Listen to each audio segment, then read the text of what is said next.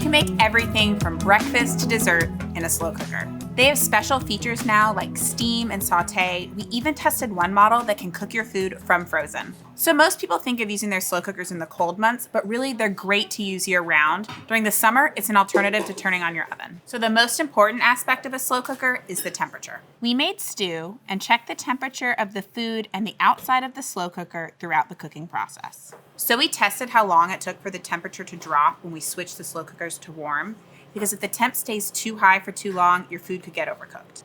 And we checked how easy they were to clean. We considered how user-friendly their controls were. We tend to like digital interfaces, and all slow cookers should have high, low, and warm settings if nothing else. These are 3 of our top picks for slow cookers. Our pick for best overall is the All-Clad Gourmet Plus slow cooker. If you're super into slow cooking and have no interest in a pressure cooker, this is the one for you. So this comes up to temp quickly, holds heat well, and you'll get a very even cook. It's 7 quarts, so it means it's great for meal prep. It has an easy-to-use digital interface. You can saute and sear right in the slow cooker. The helper handles are easy to grasp and don't get hot. Our pick for best for cooking from frozen is a Hamilton Beach 6-quart programmable defrost slow cooker. This is one of the newest slow cookers on the market. This cooks from frozen. It defrosts first, then moves into slow cooking, which is what makes this model unique. Use the thermometer to check your food throughout the cooking process.